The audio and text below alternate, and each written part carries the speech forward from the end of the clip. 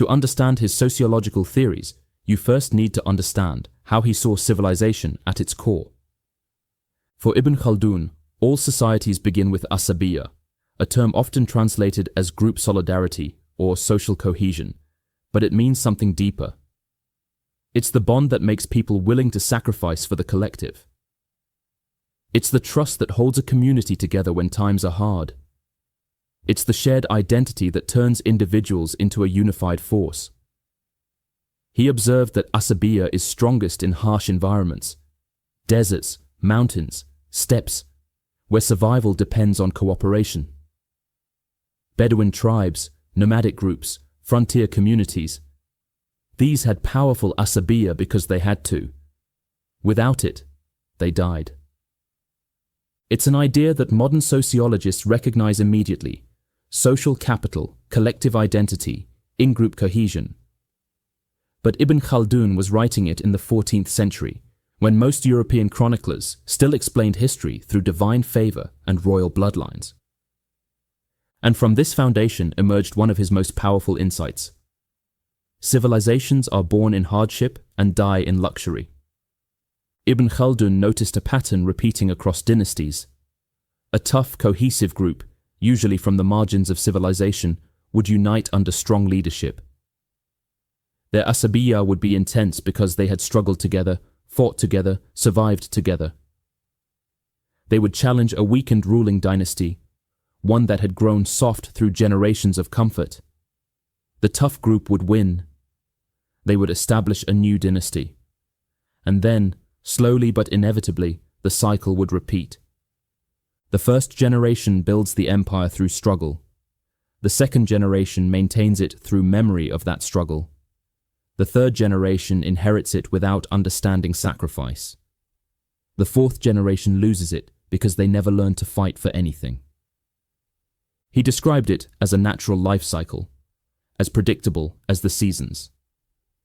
A dynasty typically lasts about 120 years, he estimated, roughly 4 generations. The conquest generation has strength. The consolidation generation has discipline. The prosperity generation has wealth. The decadence generation has only arrogance and entitlement. If this sounds like a commentary on every fallen empire from Rome to the Ottomans to the British Empire, well, it is, just written 650 years earlier. But Ibn Khaldun wasn't anti-civilization. He wasn't romanticizing nomadic life or calling for permanent austerity. He understood that urbanization, trade, art, science, and luxury were signs of advanced civilization. He celebrated them. He believed cities were the pinnacle of human achievement. His real point was about balance and loss of balance. He believed that prosperity creates complacency, comfort erodes discipline, luxury weakens solidarity. The very success that builds a civilization plants the seeds of its decline. The rulers who once earned their position through merit now inherit it through birth. The soldiers who once fought out of loyalty now serve for pay. The institutions that once reflected shared values now serve elite interests. The people who once felt united by common struggle now divide into factions competing for wealth. In that sense, he was one of the earliest thinkers to describe what modern sociologists now call elite overproduction, institutional decay, and loss of social trust, just without the academic jargon. Another of his key insights was the role of taxation in civilizational decline. He argued that early in a dynasty's life cycle, taxes are low and the economy thrives. As the dynasty ages, expenses grow: palaces, bureaucracies, armies, luxuries, and taxes rise to cover them. High taxes stifle economic activity. People stop investing. Trade slows, revenue drops. The government responds by raising taxes further. A vicious cycle begins. Eventually, the tax burden becomes so oppressive that the economy collapses, and the dynasty becomes vulnerable to conquest by a new group with fresh asabiyyah. That might sound like basic economics, but the logic was profound.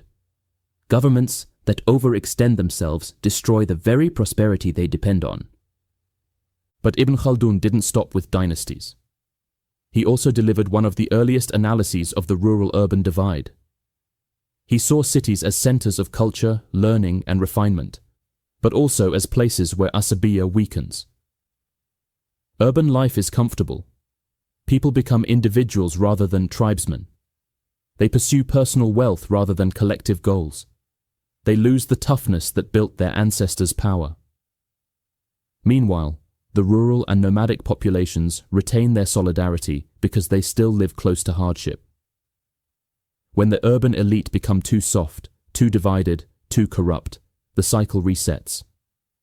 A new tough group rises from the margins and conquers the decadent center. And once again, the modern parallel doesn't require explanation. Ibn Khaldun's theories about the life cycle of civilizations did not emerge from abstract philosophy, but from watching the real rise and fall of real dynasties.